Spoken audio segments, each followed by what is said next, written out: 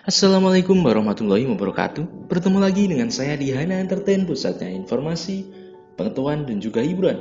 Seperti biasanya, saya kembali kepada kalian semua dengan segudang spoiler film yang tentunya akan mengisi waktu-waktu luang kalian. Pada kali ini saya akan membawakan salah satu film yang dibintangi oleh Brad Pitt, salah satu legenda hidup di dunia perfilman yang berjudul Ad Astra.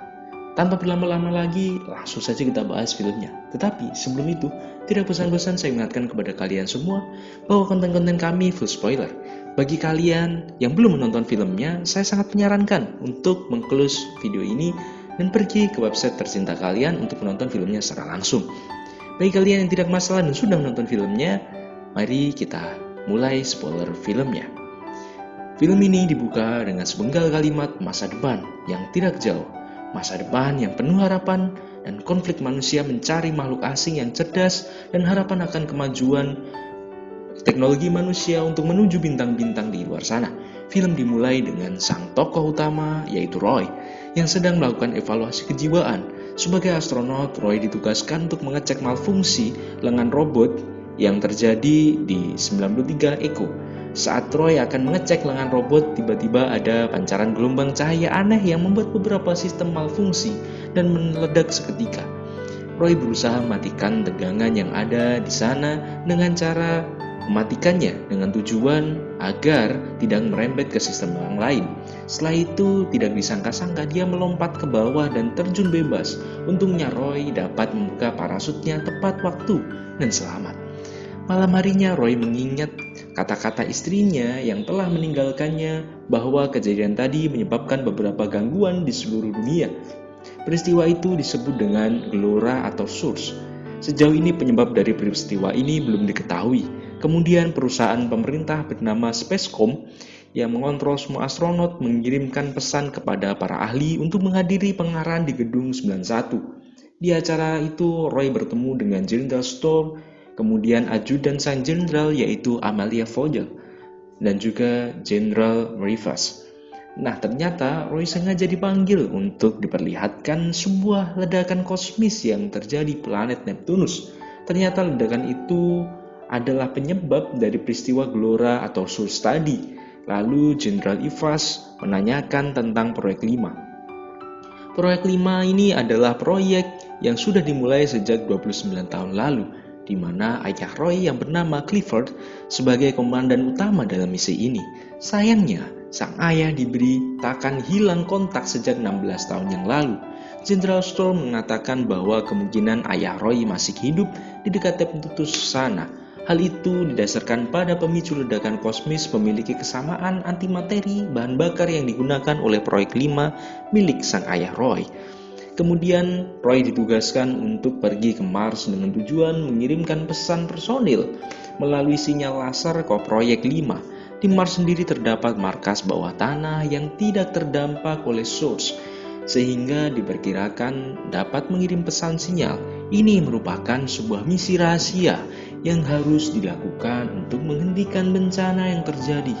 Pemerintah akhirnya memalsukan berita keberangkatan Roy dengan melaporkan bahwa Roy berangkat ke pangkalan ekstraterestrial di bulan agar tidak terjadi kepanikan di seluruh dunia.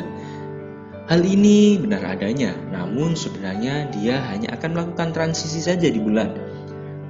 Roy terlihat memutar ulang pesan sang ayah yang mengatakan bahwa proyek 5 adalah proyek yang dilakukan untuk menemukan kehidupan di luar angkasa.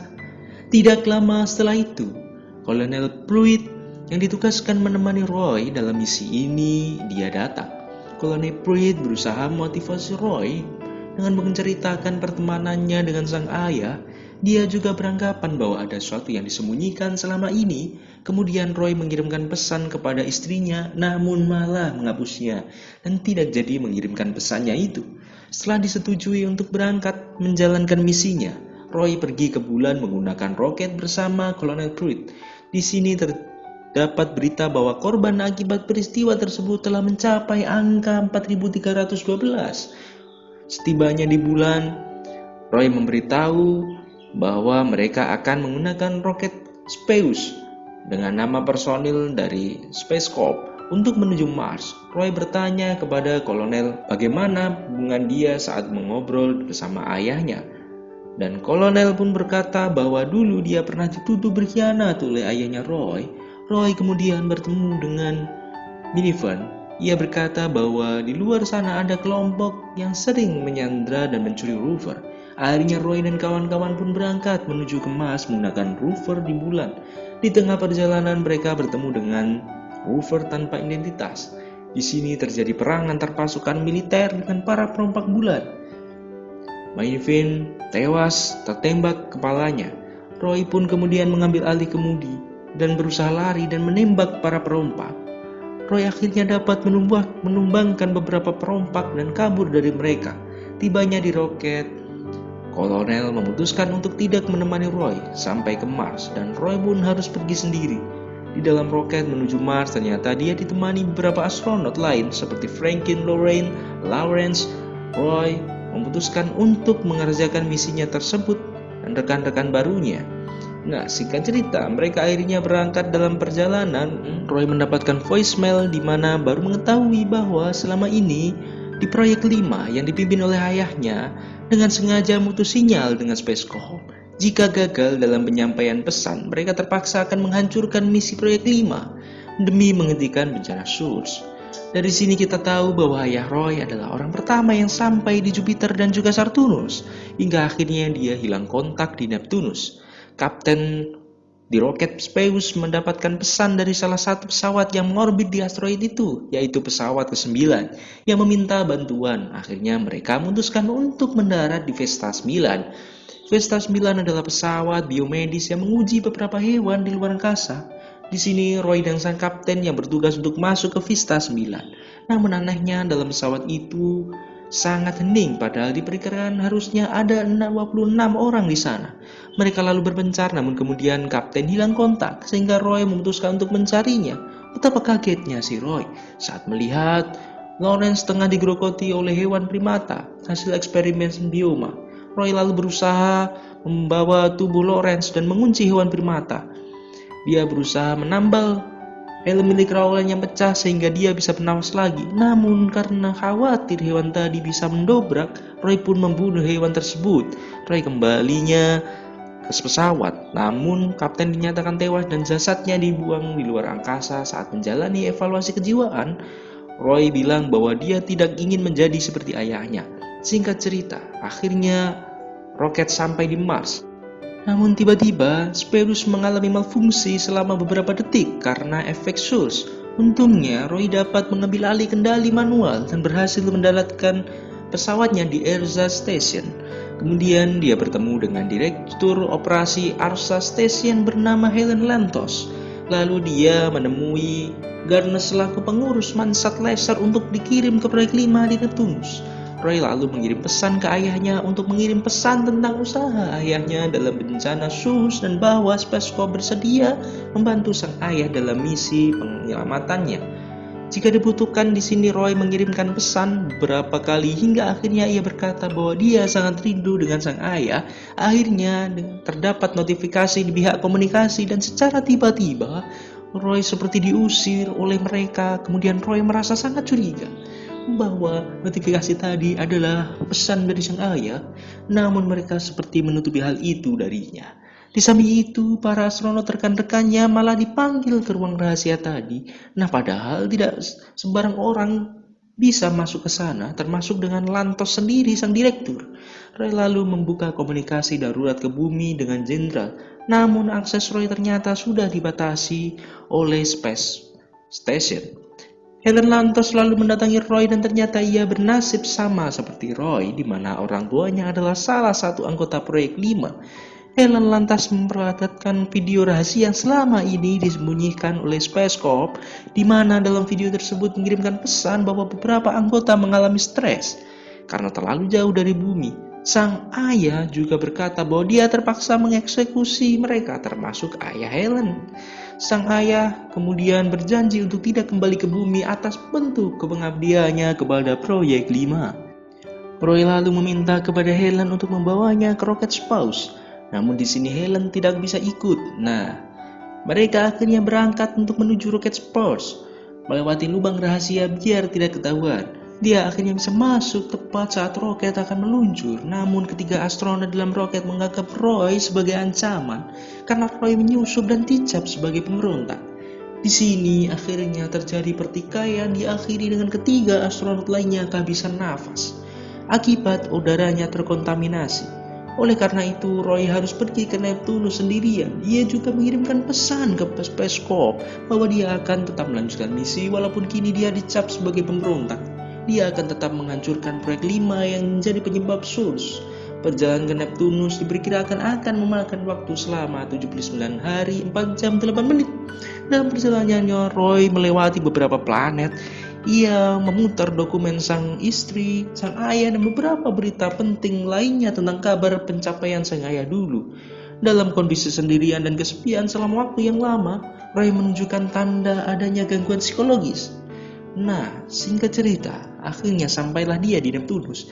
Dia berencana mengendarai pesawat transportasi untuk mengelilingi cincin Neptunus hingga akhirnya nanti dia bisa sampai ke pesawat proyek 5.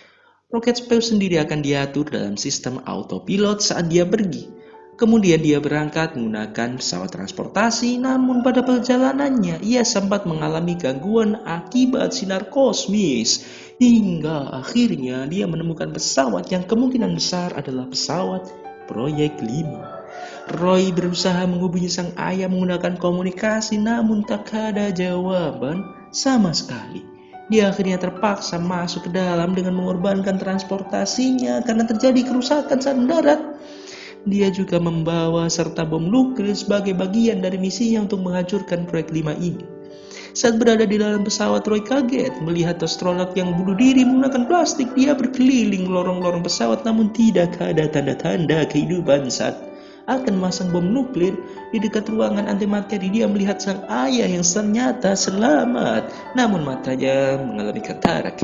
Sang ayah berkata bahwa bencana Source bukan karena dirinya, namun akibat dari para astronot yang memberontak karena stres, hingga akhirnya memicu kebocoran antimateri yang mengakibatkan ledakan sinar kosmis. Nah, di sini sang ayah terlihat dalam kondisi antara linglung dan sadar.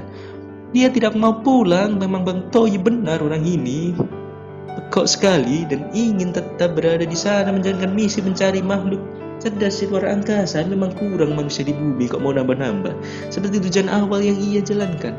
Akhirnya Roy dapat membujuk sang ayah untuk pulang. Sebelum pulang, sang ayah menyatakan bahwa penyebab awal stres adalah karena mereka menyerah mencari kehidupan makhluk luar angkasa. Ya masa mencari makhluk angkasanya sampai Neptunus, itu kan bodoh. Sang ayah sempat mengajak Roy untuk bersama-sama mencari kehidupan makhluk cerdas di luar angkasa.